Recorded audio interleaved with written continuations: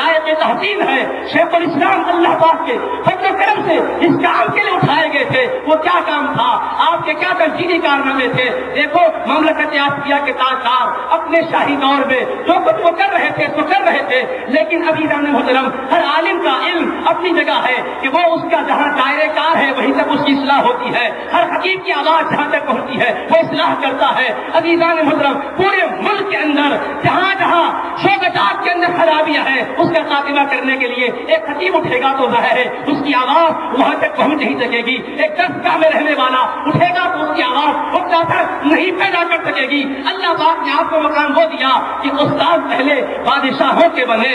اللہ پاک نے ان کو آپ کا تلمیذ بنایا. انہوں نے علمی فیض آپ سے حاصل کیا. پھر بادشاہ نے جب براہ راست آپ سے تعلیم حاصل کی، میر محبوب علی خان نے آپ سے تعلیم حاصل کی، اور جس وقت وہ تخت شاہی پر فائز کیے گئے، بٹھائے گئے، متوکل کیے گئے تو کہا میں جو کچھ ہوں یہ مولانا کی وجہ سے ہوں. تو حضرت کے علم سے انہوں نے حد سے وافر حاصل کیا. اب اس کے بعد ضرورت پڑی کہ باقاعدہ طور پر ایسے مربی ہو، صدر الصدور ہو، جو سارے کے سارے اسلامی نظام کے اندر کام کرنے والوں پر نظر رکھتے ہو.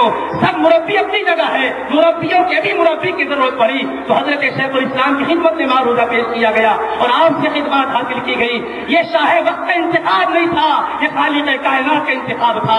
رب چاہتا تھا کہ ملک کی سطح پر عالمگیر پیمانے پر شیخ الاسلام کا فیض پہنچے. آپ کا وہ عظیم کارنامہ تھا، رب نے منتخب کیا تھا. اسی لیے حبیب پاک نے مدینہ منورہ جانے کے بعد واپس لوٹا دیا تھا، کیونکہ مدینے میں جانے والا جو عاشق مدینے میں بقی کی تمنا لے کر جاتا ہے رہنے کا عزت ملتا ہے. ہزاروں گئے رہ گئے، پیغمبر کھا کے بقی بن گئے، لیکن شیخ الاسلام کو امر ملتا ہے کہ انوار اللہ واپس لوٹو. بھیجایا جا رہا ہے، خاتم النبیین ملاحظہ کروا رہے ہیں کہ آنے والے حالات میں مولانا شیخ الاسلام انوار اللہ کے کام کی ضرورت ہے. انتخاب مصطفیٰ کا نام امام انوار اللہ ہے اور انتخاب خدا کا نام امام انوار اللہ ہے. عزیزان محترم پھر لوٹ کر آتے ہیں اور عظیم کام انجام دیتے ہیں. ایک بادشاہ کی تربیت ہوئی اور پھر ان کے دور شاہی میں کارہائے نمایاں آپ نے انجام دیے. پھر عثمان علی بادشاہ آپ کے پاس پہنچے رہے، انہوں نے اکتساب فیض کیا. بادشاہ کے ذہن کو حق کی طرف موڑنا آسان بات نہیں ہے. سرمایہ دار ذہن جو ہوتا ہے وہ جھکنا نہیں چاہتا، تعلی اور تخصص ہوتا ہے. شریعت کے سامنے جھکنا، خواہش نفس کو قربان کرنا غریبوں کے لیے آسان ہے، امیروں کے لیے مشکل ہوتا ہے، اقتدار والوں کے لیے مشکل ہوتا ہے. مگر شیخ الاسلام کی تربیت کو دیکھو، شاہ وقت اپنے پورے خزانے کو اسلام کے لیے وقف کرتے ہیں. آپ بار بار احکامات جاری کرواتے ہیں کہ ضرورت ہے کہ مثال کے طور پر دیہاتوں کا جائزہ لیا جائے. بے دینی پھیل گئی ہے، علم پہنچنا ضروری ہے، واعظین کا انتظام کیا جائے، تنخواہیں مقرر کی جائے. بادشاہ ہاں کہتے ہیں اور ان کے لیے واعظین مقرر کیے جاتے ہیں. آپ نے ملاحظہ کیا کہ بہت سے ایسے غریب لوگ بھی ہیں کہ دینی کتابیں خریدنے کی صلاحیت نہیں ہے، ان تک کیسے علم پہنچے. تو آپ نے بادشاہ کو کیسے متوجہ کیا؟ انداز دیکھو. فرمایا میر محبوب علی بادشاہ کی فاتحہ کرتے ہیں، اصال ثواب کرتے ہیں. اصال ثواب کے لیے بہت سے کار خیر ہوتے ہیں، لیکن یہ بھی بڑا کار خیر ہوگا کہ شاہ وقت کے مرحوم بادشاہ کے اصال ثواب کے لیے ہزاروں کی کتابیں خریدی جائے اور غریب غیر مستقی لوگوں میں تقسیم کی جائے، تاکہ اصال ثواب بھی ہو اور لوگوں کے عقائد بھی درست ہو، اعمال بھی سمجھ جائے. پھر آپ کی نگاہ ان غریب سادات بچوں پر تھی جن کے بعد آپ دنیا سے جا چکے تھے. عام یتیموں پر تو زکات کے مد سے پیسے خرچ کر سکتے ہیں، اور سادات کے لیے زکات سے تو ان پر خرچ نہیں کیا جا سکتا. شیخ الاسلام نے شاہ وقت کو متوجہ کیا اور یتیم شہیدانیوں کے نکاح کے لیے باقاعدہ رقمیں منظور کروائی. آپ نے ان کا بھی اہتمام کروایا ہے. شیخ الاسلام نے ملاحظہ کروایا کہ ملک کے اندر جو مسلک ہے، مسئلہ ہے، جہاں سے جانور ذبح ہو کر لوگوں تک پہنچتا ہے گوشت، اگر اس کے اندر خرابی ہوگی، حلال غذا میسر نہیں آئے گی تو آدمی سچ بات نہیں کہہ پائے گا، عبادت کا لطف مزہ نہیں ملے گا. توجہ نہیں لائی تو کیا ہوا؟ مسلک میں تو خرابیاں کیوں کا خاتمہ کیوں کیا کہ ایسے ملاؤں کو مقرر کیا جو باقاعدہ طور پر احکام ذبح کو جامعہ میں سیکھے. ان کے لیے آپ نے ایک باقاعدہ طور پر نظام مقرر فرما دیا. اسی طرح والد امام کو بیٹا بھی امام، والد خطیب کو بیٹا بھی خطیب، چاہے وہ صلاحیت رکھتا ہو یا نہیں رکھتا ہو، احکام جانتا ہو یا نہیں جانتا ہو. اب امام و خطیب اگر خود اسلام کے احکام کو نہ جانے، مسائل کو نہ جانے اور وہ کتابت پر آئے تو سوائے گمراہی کے، سوائے بدعملی کے اور کیا ہوگا؟ تو ضرورت محسوس کی اس شعبے کو آپ نے اس طرح سے منظر کیا کہ ان حضرات کو فرمایا کہ والد اگر امام ہے تو بیٹا کا امام ہونا برا نہیں ہے، مگر تعلیم سیکھو. ان کے لیے امامت کا شعبہ مقرر کیا اور ائمہ کرام کی باقاعدہ تربیت کروائی اور پھر خطبہ اور ائمہ تربیت کے ساتھ سوار کر آپ نے امت کو عطا فرمائے ہیں. آپ نے محسوس کیا سچا جان کے لیے بھی روحانی تربیت کی ضرورت ہے. ان کے لیے ہدایت الشیوع کے نام پہ ہدایت الشیوع کے نام سے کتاب ترتیب دلوائی اور اس کا مقصد کیا تھا تاکہ اخلاق کیا ہے, طریقت کس کا نام ہے, روحانیت کس کا نام ہے, وہ اچھی طرح سے تربیت پائیں. پھر اس کے بعد وہ ان کو ہدایت کے منصب پر بیٹھے, ان کی توجہ سے انصاف قدسیہ سے لوگوں کے دل میں اللہ کا ذکر بیٹھ جائے, وہ دنیا کی مردار لذتوں میں نہ کھو جائے, قرب مولا کی لذتوں کے ساتھ زندگی گزارے. اس پر بھی آپ نے توجہ فرمائی. اور پھر کتابیں ایسی بلا قدر آپ نے لکھی ہے. عزیزان محترم, بظاہر 40 کتابیں ہیں, اور ہر کتاب کے اندر معنی اور مفاہیم ایسے ہیں کہ عزیزان محترم ایک فقرے کی تشریح کرو. بلا مبالغہ میں کر رہا ہوں کہ آپ ایک مستقل کتاب لکھ پائیں گے. اور میں اپنے برادران نظامی یہ عرض کرنا چاہوں گا, اے عزیز ساتھیو, آج دنیا کے حالات کو تم دیکھو. جیسے 3-4 روز پہلے جامعہ کا سیمینار ہوا, مقصد یہی تھا کہ الیکٹرانک اور پرنٹ میڈیا کی خرابیوں کا خاتمہ الفاظ کے سہارے سے نہیں ہو سکتا, عملی کام سے ہو سکتا ہے. شیخ الاسلام نے کر کے دکھایا ہے. مقاصد الاسلام کے 11 حصے کیا تھے, یہ باقاعدہ طور پر جیسے جیسے حالات رونما ہو رہے تھے آپ نے اس پر حالات کا مقابلہ کرتے ہوئے اسلامی مواد کو پیش کیا. جہاں توحید خداوندی پر ینہار ہو رہی تھی آپ نے اللہ کی توحید پر دلائل قائم کیے, اور باقی نظریات کا آپ نے وہ اور جواب دیا. اور رد کرنے کا انداز بھی بڑا نصیحانہ ہے. پڑھنے والا مخالف بھی پڑھتا ہے تو دل کے اندر اس کے بات اتر جاتی ہے, تعصب کے اندر اتار کر پڑتا ہے تو قبول کرے بغیر کوئی چارہ نہیں رہتا. خاص بد رسالت پر حملہ ہوا, اس کا جواب دیا. شان اولیاء کو مدعو کیا گیا, اس کا جواب دیا. صحابہ کی محبت کی بھی تعلیم دی, اہل بیت کی عظمت کی بھی تعلیم دی ہے. کسی گوشے میں افراط و تفریط نہیں ہے. توسط کے ساتھ, اعتدال کے ساتھ نہایت ہی سہرا ہے اسلام پر امت کو ڈالنے کی صحیح بلیغ کی اور بڑی کامیاب کوشش کی, اور اللہ نے آپ کو کامیابی بھی دی ہے. آپ کے دور میں قادیانی کا کتنا باقاعدہ طور پر ابھر رہا تھا, وہ کہ دکن میں داخل نہیں ہوا تھا.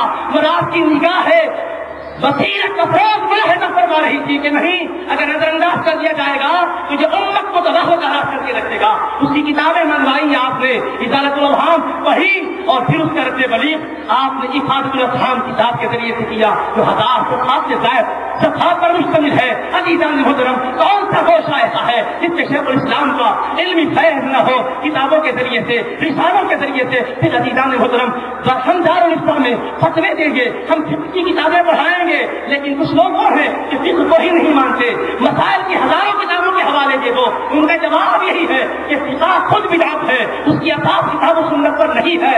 اب آپ کتنے دلائل دیں گے, رجل محتار بولو, کتاب عالمگیریہ بولو, ہزاروں کتابیں فقہ کے جزیات کے طور پر ہم کو سناؤ کو کہیں گے یہ سب صحیح, ہم تو فقہ ہی کو نہیں مانتے. تو حضرت شیخ الاسلام نے بنیاد پر حملہ ہو رہا تھا, اس بنیاد کی عظمت کو ثابت کرنے کے لیے تو جلدوں میں حقیقت الفقہ کے نام سے کتاب جاری فرمائی. آپ پڑھتے ہیں, اور جو بھی پڑھے گا اگر وہ واقعتاً سنجیدگی سے پڑھتا ہے تو آج تک کوئی مسئلہ ایسا نہیں ہوگا کہ جس کے بارے میں وہ حل نہ کر سکتا ہو. ہر ایک مسئلے کا حل ہے. اور انداز آپ کو بتاؤں, عصر حاضر کے نئے مسائل آ رہے ہیں, علماء کرام سر جوڑ کر بیٹھتے ہیں کہ حل کیا جائے. مثال کے طور پر میں عرض کروں, اب پہلے قرآن شریف تو کتابی شکل میں تھا, اب میڈیا کے ذریعے سے وہ کیسٹ میں بھی منتقل ہوا. ہماری آواز سیڈیوں میں منتقل ہو رہی ہے, ڈی وی ڈیز بن رہے ہیں, الیکٹرانک میڈیا سے نشریات کا سلسلہ ہے. اب ضرورت اس امر کی ہے کہ امت اگر ہم سے پوچھے قرآن کو ہاتھ میں لانا بے وضو جائز نہیں ہے, کیا کیسٹ کو ہم ہاتھ میں لا سکتے ہیں, کیا ڈی وی ڈی کو ہاتھ میں لا سکتے ہیں, تو بھی ہمیں جزیات کی آگے تلاش کرنے ہوں گے. لیکن چونکہ الیکٹرانک میڈیا کا یہ دور ہے, ہم جن کتابوں کو پڑھتے پڑھاتے ہیں اس وقت یہ ترقیات کا دور نہیں تھا, یہ شکل نہیں تھی, تو جزیات بھی نہیں ملے گا. اب کس طرح سے ہم کریں, قربان جاؤ عظمت شیخ الاسلام پر. اے شیخ الاسلام, آپ کی تحقیق پر ہماری ساری تحقیق قربان, آپ نے ہمیں رشتہ نہیں چھوڑا ہے, اپنی کتابوں کے ذریعے سے ہماری رہبری فرمائی ہے. اٹھاؤ مقاصد الاسلام کا 8واں حصہ سورہ ناس کی تفسیر کی, اور تفسیر کی کلام اللہ کی بحث کر رہے ہیں. کلام لفظی, کلام نفسی میں علمی گفتگو میں نہیں لے جانا چاہوں گا, یہ عقیدے کی بحث ہے, یہ علم کلام کی بات ہے. اس کو سمجھاتے سمجھاتے شیخ الاسلام سمجھانے پر آئے تو فرمائے اللہ کا کلام نبیوں کے پاس جو آتا ہے وہ کلام نفسی کا القاء ان کے قلب پر ہوتا ہے, وہ پڑھ کر سناتے ہیں تو کلام اللہ وہ ہے جو ان کے دل کو اتارا گیا. اب جو پڑھ رہے ہیں وہ کلام نفسی نہیں ہے, کلام لفظی ہے, وہی کلام ربی ہے, مگر لفظوں کی شکل میں وہ ظاہر ہو رہا ہے. جب لکھتے ہیں تو تحریری شکل میں ہے, مکتوبی شکل میں بھی ہے, ملفوظی شکل میں بھی ہے. اب कलाम हैसियत कलामुल्लाह के वाजिब ताज़ीम है। शेख उल-इस्लाम फरमाते हैं कि वाजिब ताज़ीम है, हाँ उसका तनस्सुल किसी भी शक्ल में क्यों न हो, वाजिब ताज़ीम है। अब मकतूब हुआ तो भी उसकी ताज़ीम की खातिर बेवजह हाथ नहीं लगाना, ला यमस्सुहु इल्लल मुतहहरून, यहाँ तक तो सबने कहा। अब आगे के उस वक्त के हालात में आपने देखा कि सीडी डीवीडी का दौर नहीं था, मगर उस वक्त फोनोग्राफ की तस्वीरें थी, उस वक्त टेपिका के चीते थे। शेख उल-इस्लाम गुफ्तगू को आगे बढ़ाते हुए फरमाते हैं कि देखो कलामुल्लाह जब किताबत की शक्ल में आया तो उसका भी एहतराम लाजिम है, और पढ़ने के लिए एहतराम है। देखो जनाबत की हालत में हो तो कुरान नहीं पढ़ सकते, कलामुल्लाह की अज़मत की खातिर यह हुक्म है, और बेवजू छू नहीं सकते। किताबत की शक्ल में हो तहरीरी में नहीं छू सकते, तो आपने फरमाया किताबत की शक्ल में भी तो कलामुल्लाह ही है, जो पढ़ते हैं वो कलामुल्लाह है, ये तहरीरी शक्ल में है। कागज का एहतराम क्यों है? इसलिए कि कलामुल्लाह लिखा हुआ है। आप ये समझाने के बाद आगे फरमाते हैं, इसी तरह हम कह सकते हैं कि दोनों जिराफ की तख्तियों में और टेपिकाफ के फीतों में जो खुतूत और शक्लें हैं, जो निशान हैं, जिनके सिलसिले में तय ये है कि आले की मदद से जब इसको बजाया जाता है तो आवाज कुरान की निकलती है। तो ये खुतूत में इन निशानों में कुरान मौजूद न होता तो बरामद क्यों होता? इतनी बारीकी का जायजा लेकर फरमाते हैं। लिहाजा इस पर हम कह सकते हैं कि बेवजू इन चीजों को हाथ लगाना भी दुरुस्त नहीं है, दोनों गिराफ की तख्तियों को भी हाथ लगाना दुरुस्त नहीं है, इसलिए कि मदार इन पर कलामुल्लाह की आवाज का है। तो अब आपने वो समझाया, उसकी रोशनी में आज हमारे लिए आसान हो गया। हमने हजरत शेखुल हदीस की खिदमत में हजरत की इबारत पेश की, हजरत ने मुफ्ती आज़म हिंद मुफ्ती जामा निजामिया की खिदमत में भेजा। हजरत ने किताब में वो इबारत बुलाया जाती तो बिल्कुल बिला ताक़ुल के फरमाया, बिल्कुल इसकी रोशनी में कहते हैं कि सीडी को जिससे कुरान महफूज है बेवजूहात लगाना दुरुस्त नहीं है। इसी तरह कैसेट की रील को कुरान जिसके अंदर हमने पढ़ा उसमें महफूज हो गया, जब हम उसको डालते हैं जैसे बेकार में तो आवाज आती है, उसको भी हाथ लगाना दुरुस्त नहीं है। इसी तरह से मोबाइल में कुरान होता है, जो मेमोरी कार्ड है जिससे कुरान मजीद महफूज किया गया है, अगर मेमोरी कार्ड का कुरान है तो फोन को तो पकड़ सकते क्योंकि वो गिलाफ की शक्ल में वो अंदर है, लेकिन मेमोरी कार्ड को आप हाथ नहीं लगा सकते। इसी जुज़ियत की बुनियाद पर कि शेखुल इस्लाम ने जदीद मसले के लिए रास्ता खोल दिया है। बाकायदा आपने फतवा नहीं लिखा है, आपके शागिर्द को आपने दारुल इस्लाम में मुक़र्रर किया था, वो फतवा लिखते थे।